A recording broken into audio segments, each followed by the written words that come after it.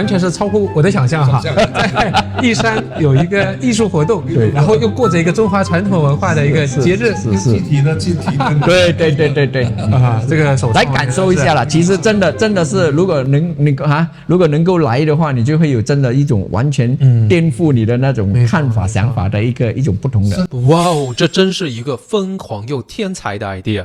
义山是安葬先人的场所。讲到义山，你会有什么联想呢？阴森恐怖、荒凉空寂，亦或感伤痛苦？而我想用一个美来形容。今天我访问到的重磅嘉宾就是雪龙福建会馆的会长陈秉忠和名誉会长林中强博士，他们将告诉我中秋灯会为什么要在义山举办呢？这个活动为期3天，有音乐，有美食，有各种活动，适合老人小孩。为什么你值得举家一起过来呢？最重要的，你还能了解福建义山100年时光所造就的美化、绿化和活化，领略这背后的艺术之美、自然之美和历史人文之美。我们开始吧。我们这个9月15、16、17，我们办的一个是在吉隆坡福建义山办的这个中秋晚会啊，这个在义山里面呢办这个中秋晚会呢是一个别开生面啊，哈，这个一个活动。一般上呢举办这个所谓的中秋晚会呢，很多时候一般人都不会想到是到义山，所以我们会馆呢能够主办这个呢是有一个特别的一个意义，因为我们觉得呢，只要是说要改变很多这个公众对义山的那种刻板的印象啦，就是不要认为义山是个荒芜或者是一个比较阴森的那种情况，所以呢，希望说能够改变公众对这个义山的一种观感。然后其实我觉得很多时候啊，这个义山我们在中秋是一种团圆嘛。其实有某一些就是我记得好像在客家人的文化里面呢，他们也是有在中秋的时候去扫墓的。所以其实，在义山里面呢，我们讲究也是慎终追远嘛，所以也是属于在团圆的时刻，也没有忘记我们的先辈，可能也是对吧？这个就是我觉得这是一种一个很特别的一种做法。那我们中秋在福建会馆的义山，具体要办的是一个什么样子？我们一些画面啊，大概能够想象嘛？比方说多少人会来？是晚上办还是下午办大概这个中间有些什么流程？能给我们一些想象吗？我看这个这个中秋晚这个是博士是在3年前我们办过第一次那时候就是一个很简单的，就是大家聚在这里，然后请我们的董事们大家带着灯笼来，就提灯笼。我当时主办这个东西的时候，就大家就觉得有点奇怪，怎么提灯笼跑到义山里面去？这样就找不到太多人。我们很努力的，第2年又再办，就人就多了。第2年就是在去年的时候，我们办差不多200多位出席，老少都来，老人也觉得很特别，这样一个小孩子也觉得不怕，提着灯笼跟着那个走是。这第2年也是拿着灯笼来，对做活动。我们这边提供灯笼，他也可以拿到灯笼，对。而且变成，因为那时候我们路灯也不多，就比较暗，多种。当时我们也邀请了一些艺术家嘛，就是来做一些音乐表演整个气氛就比较更加丰富了啊。有音乐，还有什么？而且呢，我们也准备了一些小吃嘛，就是说大家我们叫街边小吃，就是来这边晚餐就是可以一起聚。赏叶这个摊位的炒粿条沙爹羊肉等等。OK， 我现在有很好的一个画面了你看有各种各样的吃的摊位，是。那大家拿着灯笼晚上，然后呢有音乐，还可以赏月那今年我们的安排会是怎样呢？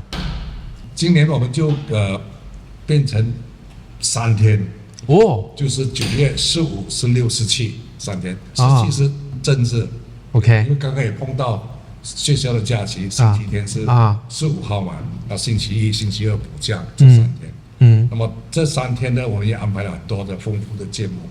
就比如第一天，我们可以邀请我们的一些友会的团体一起来，还有一些学校，我们会馆有4间学校。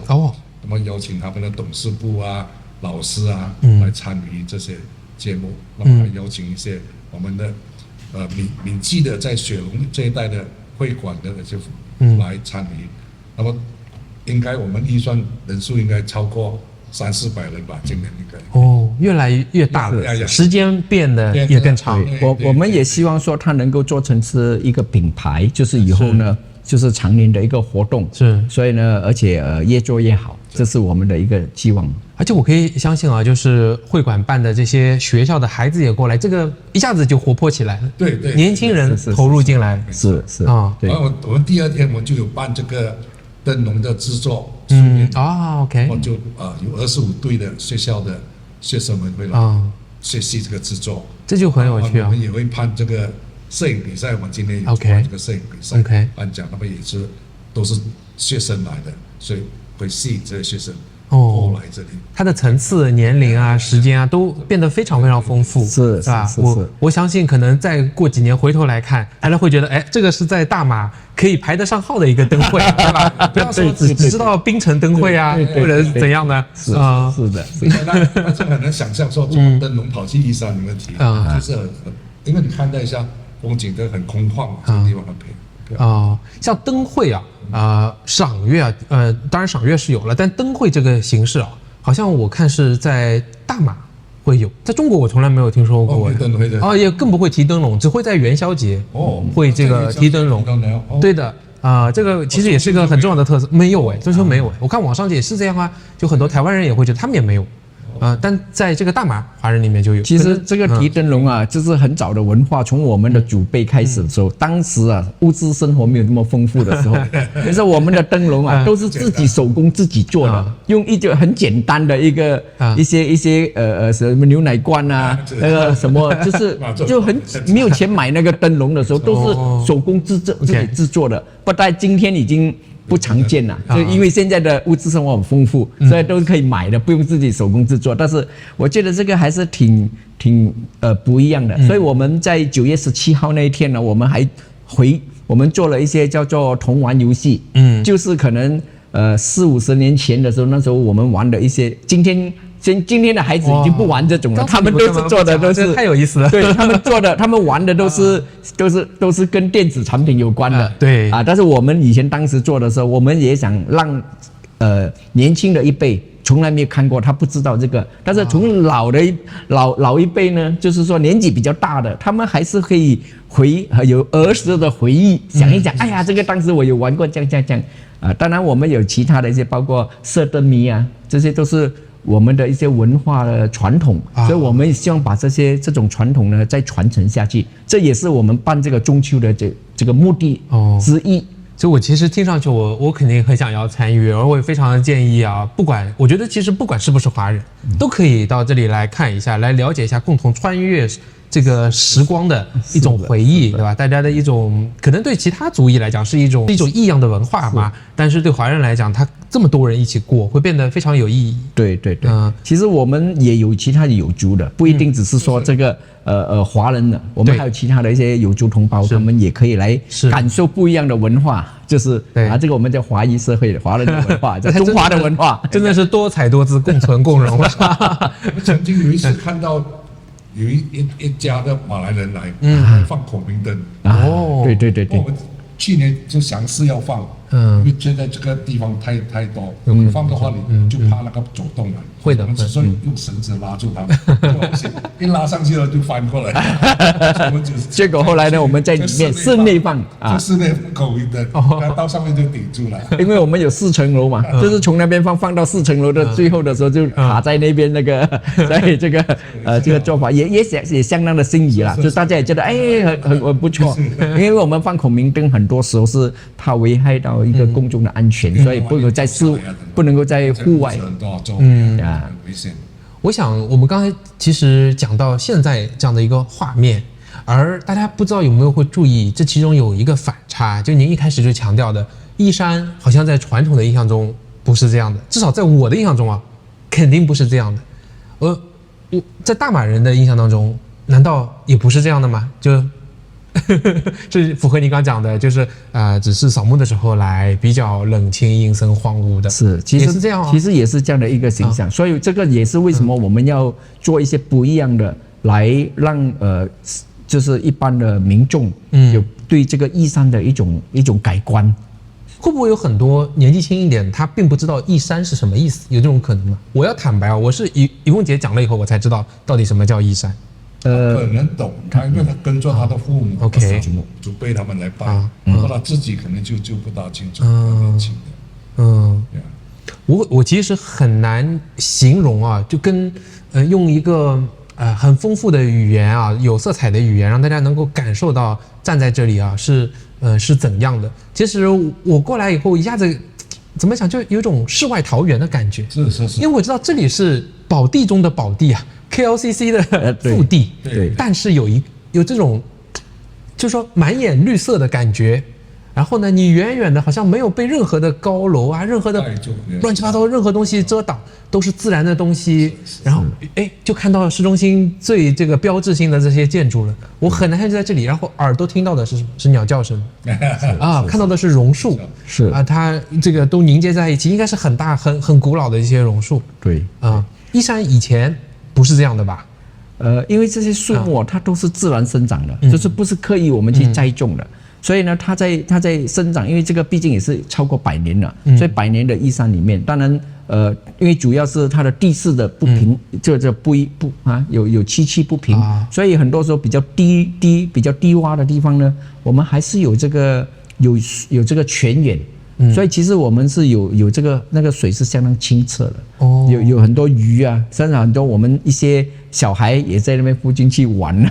对，您能再讲一下吗？就这里还有一些泉眼嘛，就是有小溪，相当于小溪，是的，还有小孩子去游水，是，甚至如果你如果是走到这个比较低的地方去往上看的时候，你不能够想象你是在吉隆坡，因为周边上啊你都看不到，你基本上都看不到，就是这个树木，然后你就看到那个天，就是哇，这个什么叫古木参天的那种感觉啊，所以你真的不能够想象，这是甚至我刚刚开始去的时候，我自己在里面，我也不敢相信这个是义山，所以这个是很有特色、很特别的一个。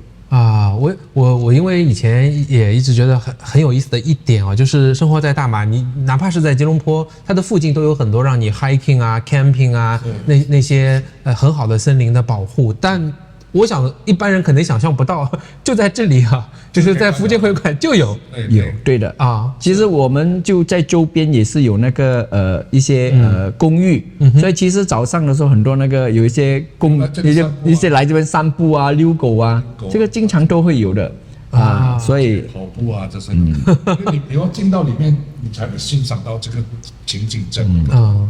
因为你在吉隆坡基本上找不到一个平地，又可以看到整个吉隆坡的繁荣，站在这边就可以看到。是啊，刚才你跑到太有意思了，上的各位就看到完了哦。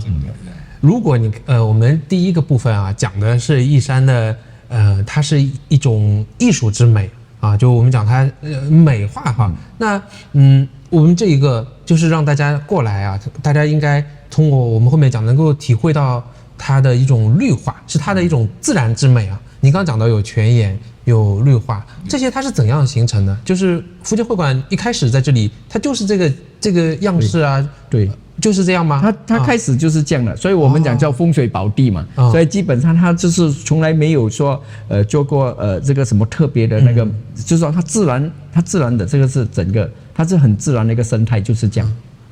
那如果你想象它这里都变成的是一些高楼大厦，那其实就不会有这么漂亮的一块一个地方了啊。所以这个是在我们吉隆坡里面呢，这是一块非常难得的绿肺，所以我们觉得你把它称之为叫绿肺，是，就是说Green Lung 哈，就是我们因为毕竟在在大都会、大城市里面呢，很多时候我们看到的是叫做钢骨什么森林啊，都是建筑物，都是水泥的，而且很热，所以在这边的时候你就特别的舒服，特别的清新。其实我以前看那个民国的一个这个学问家丰子恺他研究这些建筑，他后来想，就是现在的这种高楼大厦，叫包豪斯的这种建筑，其实就是古代的这个墓，把人装在里面。对，最早就说是往生以后住的，后来是皇帝住的，然后是老百姓都可以住的。现在我觉得有一点，但是您这边这个，我觉得真的是维护的很好。不知道知晓的人多吗？在这边义山有这么漂亮的地方？其实应该大部分在吉隆坡的都会知道，148英亩嘛，很大，所以这个我记得预算该2万多。哦，对，在里面，相当于是什么2万多的2万多个墓地。早期就像你刚才所说的，早期可能没有怎么照顾，因为你1年才来清明的时候才来祭拜，平常都没人来。所以那些野草就出生，就把这个变成了一个阴沉沉的地方。像这几年来，我们就在美化这一方面活化它，就你看一看到就很绿嘛。对啊，你才能看到是茅草。是，就更没有人敢来。对，进到了，不错，以后我都来散步。是那具体做了些什么样的工作，让它变成这样的一个美化呢？现在？其实我们就是说当然我们在做这个美化里面呢，可能是说我们要做一些步行道，所以呢，我们可能在这个河边以后，将来我们会做一些栈道，就是你可以走这个，就是可以走下去，然后你可以漫步的，或者是你可以是慢跑的，然后呢，我们将来还有一些计划呢，是包括做一些脚车道，就是你可以来这边。骑脚车，这样没人会再诟病说这个吉隆坡不太适合人走路啊，不能骑脚车啊。跑到里面来的。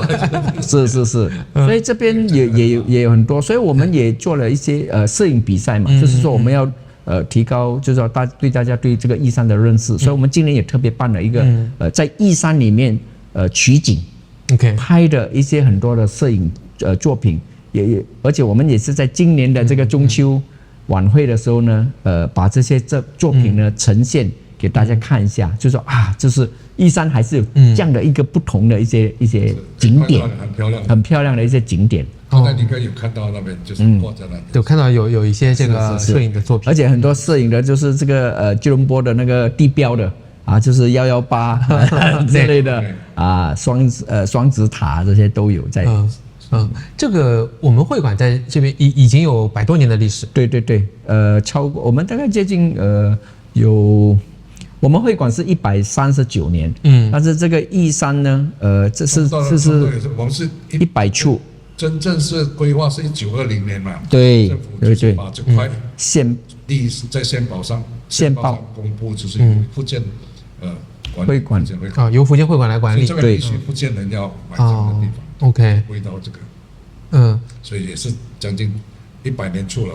100处，义山也有100多年了。对，这个过历史的长河当中，其实发生了很多历史事件嘛。是，所以像我们义山这么有历史，你可以介绍一下，在义山里面可以挖掘出哪些历史吗？有哪些人文的一些事情？其实在我们这边就我们的这个族魂。林连一先生的墓，我就有看了他就是葬在我们的这个福建义山。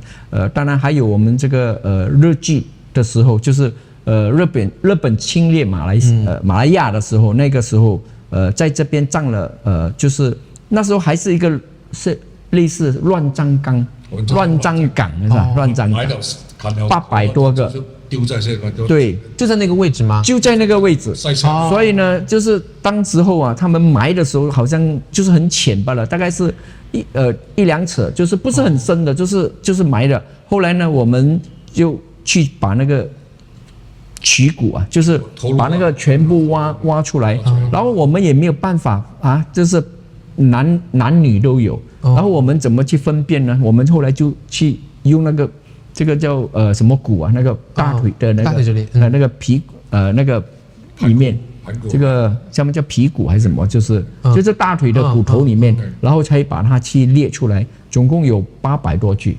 然后呢，我们后来就把它就是全部归在一起。然后我们就放在里面，现在还在里面可以看得到那骨头的，就是埋在下面。就这个考据的工作也是由会馆来做的。是的，是的，这很费工啊，因为800个人，他都埋在一起。是，他们已经分辨不出谁是谁啊，丢下去。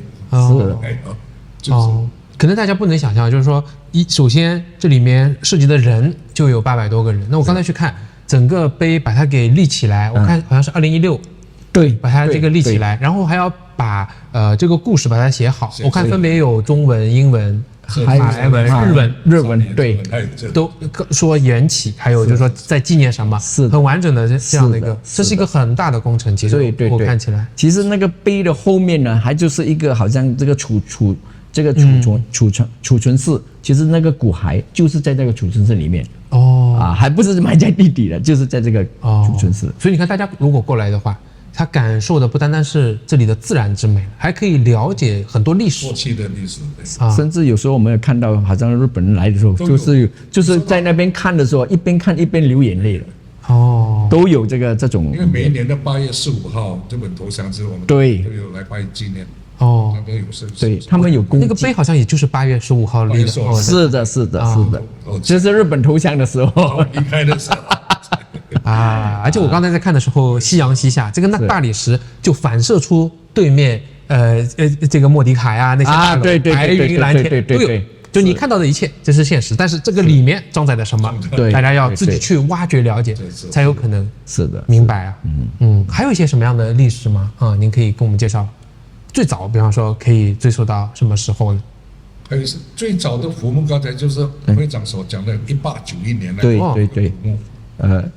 ，1890那就是清朝之后的。对，1891年，所以那个它的在墓碑上，所以这些我们都把它有拍照记载，就是载入我们的史册里面，就是在我们的这个会馆的记录里面，这些都是有记载的。就它也会有一些详细的这些文书的记录。是的，来的人他能够了解到吗？他如果来因为这个1891年可能是因为当时我们的会馆成立是在1885年，所以那时候可能过来不久，有人去世，就选择在这里。当时还没有规划，是还没有规划，做了一个坟墓在。所以那个目前能看到是最早的。我们可以追溯到最早的那个墓，就是所以在非常有意思。这个我想一般人他可能不知道，来参加一个灯会，可以是美景它还能有历史，还可以欣赏到一些艺术，这是一个全身心的一个体会。其实我觉得，不管什么样的年龄层次，尤其是家长带着小孩来，应该是非常非常合适的。对，而且这个也有很多的教育性跟启发性的一种，就是让他们知道，我们就是说要怎么知道是慎重追远要饮水思源这些之类，然后了解这些以前的人是过来，真的是不容易的。义山也一样，不是只是埋葬这些先人，也要慢慢把它活化它，使得以后后人能够利用这个立碑的地方来。我觉得这个讲得特别好啊！其实我们再来看这个100多年的历史，就从做一些这个最办实事帮着大家来解决问题，到现在去保存和发扬文化，其实要难得多。对。我有一次我记得我在那个新华的时候，然后跟这些校长聊天，他们说，他们很重要的一个使命就是说告诉大家把中华文化，就是说把根留住。对。那我们后来就在讨论，有些人会觉得，哎呀，中华文化不重要，我们已经生活在新的地方，大家统一最好。但我们后面得出的一个讨论的一个结论就是大家觉得，其实根是什么？就是只回答一个我是谁的问题，我从哪里来？是。那你有这个东西，我觉得你往后去看才会更有意义嘛，才会感觉就是说你不会感到迷茫和迷失，对吧？我觉得会馆这样来看，就做的这个工作是非常非常有意义的。是，我也要靠大家的支持啊！是，靠各方面的努力了。好的，希望就是说大家都可以来参加一下冬会不然只是在家里吃月饼，对，那可能就太单调了。对，而且尤其在现代的这个比较繁忙的城市里面这种不像我们以前在农村或者是一种比较就乡下的在这个里面，所以这个地方啊，去那种我们叫做中秋的味道啊，就没有那么浓，所以这个反而是一个比较不错的一个合适的地点，对，让他们就是要大家团聚的。哦，具体来说，他们如果来的话，要怎样注册报名，然后要不要缴费？他大概能不能再介绍一下这个流程？好像去年的话，我们基本上就是邀请我们的董事，所谓3机构了，母会啊、青年团啊、妇女组，到家人，还有一些我们的友会一些朋友来，要具现。今年我们就开放，就外给公众，所以我们就有这个所谓餐车餐车，对，提供事务，我们就买股本赚钱，就是餐券啊，就是说的。OK， 参券就换事物这样，那么也可以来参加这边的活动 ，OK， 看看灯会啊，那么猜灯谜啊，各方面的活动。就是到了这边再买这个股本就行。是，到了这边再买股本就可以了。是。好的，预计是从晚上的几点开始呢？这3天？每一天都烧到7点到10点，7点到10点所以3天大家哪一天其实都可以来，对，参加不同的活动啊，吃一吃，走一走啊，对。然后我们每天的8点呢，还有我们8点的时候还有一些表演，就是我们有一些艺术的一个歌唱家来做一些，这个是非常不错。太棒了，我觉得这个这个完全是超乎我的想象哈，在义山有一个艺术活动，对，然后又过着一个中华传统文化的一个节日，是具体的，对，这个来感受一下啦。其实真的是，如果能够来的话，你就会有真的一种完全颠覆你的那种看法、想法的一种不同的。12号了，晚上我们就有一个所谓亮灯仪式，就把这个灯弄起来，那我们到时候再来拍给大家看。好，对好，4、6、7，好，希望大家都要过来支持。好，谢谢大家，好，谢谢，好，谢谢，OK，好，这样，OK，谢谢你们。